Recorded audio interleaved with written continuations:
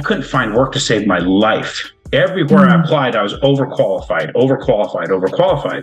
And then it got to a point where we were so broke that my wife gave me a coupon for free diapers as I'm walking out the door to go apply for a $10 an hour truck driving job to haul landscape rock. And I got there, and again, I got the exact same response, this BS word, overqualified. As I'm leaving there, wiping tears, I get in my truck, I started up to drive away, and I've got my coupon to go to the store and get those diapers. I found the closest grocery store that had a gas station on the corner. So I pulled up to a pump, I had a debit card, that's all I had. I said a quick prayer, I swiped my debit card and declined for having an overdrawn account.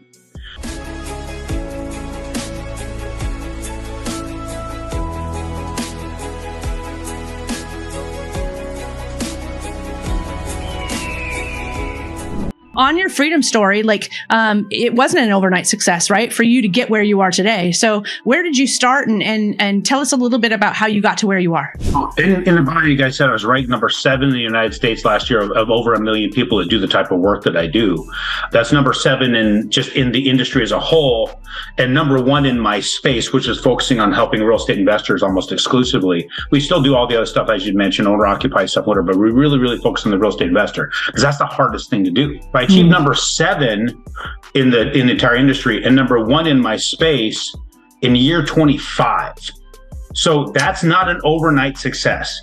That's 25 years of this. Then you go back before that. I got to take it all the way back to high school. I was working in the on a cattle ranch. My family had a cattle ranch, and that's what was my first real, my exposure to work was day one. I think my parents didn't even let me sit there as an infant. It's like, you got to do dishes or something, right? We learned as kids, never let your parents find you sitting, because they will find something for you to do. So if you're going to sit, you better be hiding. And that was how we went about life. And then you did the cattle ranching, and there was never any sitting. You was constantly working. And you start to understand business, the actual simplest business plan in the world, which is planting crops and harvesting crops and taking care of the crops, that kind of thing. So that's where that started. And I realized when I was in high school, it's like I felt like there's something more to do with my life. So I tried the college courses in my senior year, and I hated that crap. In fact, I was really good at picking locks, and that's how I was able to engineer the C that I got all through high school so I could graduate, because I couldn't stand doing the schoolwork. I figured out how to get people their tests. I figured out how to take those tests. I figured out how to trade that for homework and for attendance, because I was hunting, I was four-wheeling, and I was snowboarding more than I was doing anything else when it came to high school. So then I was able to engineer getting out of high school halfway through my senior year, and I went to work in the oil fields of Wyoming. And then from there, I went to work running heavy equipment and driving truck, and I ended up in the mines of northern New Mexico in 1997.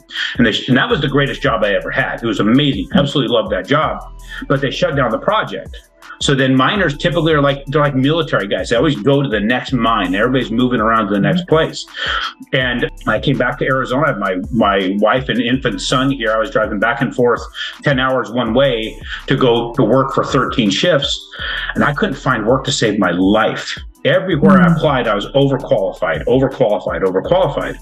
And then it got to a point where we were so broke that my wife gave me a coupon for free diapers as I'm walking out the door to go apply for a $10 an hour truck driving job to haul landscape rock.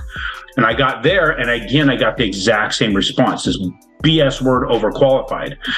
And I didn't understand, how can you be overqualified for something? You're either good at it or you're not. You can either do the job or you can't. I didn't understand it. So as I'm leaving there, wiping tears, I get in my truck, I started up to drive away, and I've got my coupon to go to the store and get those diapers. My gas light comes on in my truck. And I'd not driven that truck very far on a gas light to know how far you can get. So I found the closest grocery store that had a gas station on the corner. So I pulled up to a pump, I had a debit card, that's all I had. I said a quick prayer, I swiped my debit card, and I got a decline for having an overdrawn account. So I rummaged through my truck hoping to find a lost dollar. I found some coins. I locked the doors and I started walking that parking lot. And what seemed like a couple of hours had passed, I collected enough change to get 2 gallons of gas. Now, this is 1997, right? Gas is 80 some odd cents a gallon, way different than what we're paying now. And people still carried change. So I had the ability to get enough of it to exchange that time for that gas. I went inside, I found those diapers. I stood in line with that one item to go check out with a damn coupon. It seemed like another punch to the face. And as I'm walking out with my head down, avoiding all eye contact, I heard my name being called. And I turned to see a guy that I used to work with when I was running heavy equipment. He ran the office. I was one of the guys who ran one of the crews. He asked me how things were. I explained a little bit of what I just explained to you guys, but I glazed off it really, really quickly because I didn't want to share where I was at. I was embarrassed. He said, let's go to dinner. I told him, dude, I can't afford dinner. He goes, no, I got a gift certificate to Red Lobster from a client. I'm like, okay, cool. So my wife and I met him for dinner.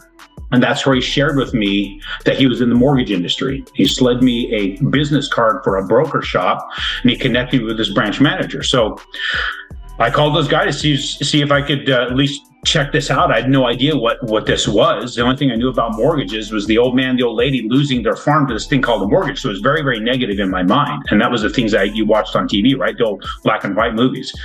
So I shaved, I cut a foot off of my hair. My mom bought me some business-like clothes, and I went in and interviewed, and they started me as a telemarketer in 1997. And let me tell you, there's no more miserable place in the freaking world to start in any industry as a telemarketer. That freaking sucked. But I got to understand the language, right? So that was a beating in itself. I was learning the language and talking to people, and I convinced them after I generated 10 leads, I'm like, can I work a couple of these leads? So then they introduced me to another loan originator, say, hey, okay, he'll train you on your first 10 deals. And I went through that. I was able to get a job driving truck to Sacramento and back, and then try and work in the office 3 days a week. And that was miserable. I quit that. Driving a truck to through California every week there's nothing worse in the world except telemarketing. I think that's worse. And then I got another job. I was able to get hired on with a company that I was digging swimming pools for. I get up every day at 3 a.m. be at the yard by 4, be back by noon, be in my office by 2, every day for an entire year, sleeping 4 hours a night, till the rates dropped below 7% in 1998. And I was able to actually replace that income with enough deals coming in, prayerfully considered leaving the second job and just doing the one.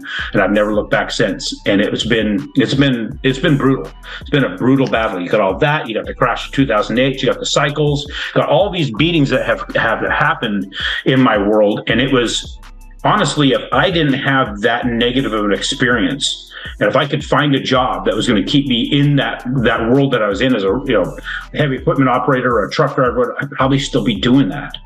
But I needed people to make my life that miserable to the point that I was walking a parking lot. And not just walking a parking lot, but the timing had to be perfect. If I picked up too many coins too quickly, I would have gotten that gas too early, and I would not have seen Keith. If I didn't find coins fast enough and it took me longer time, I would not have seen Keith. The timing was absolutely perfect. And so when I look on that prayer that I said to get my debit card to go through, the decline at first felt like the prayer was unanswered, but in reality, it was the greatest answer I could have ever gotten. Yep. Yes. Fate, destiny. I don't know how many words we could think of. Yes. Divine intervention. That's right.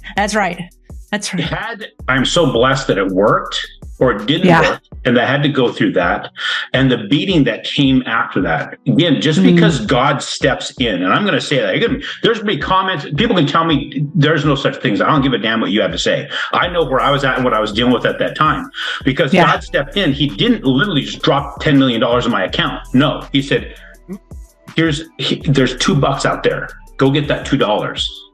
Yep. And then go do this, and then go do this. And 25 years later, here's where we sit.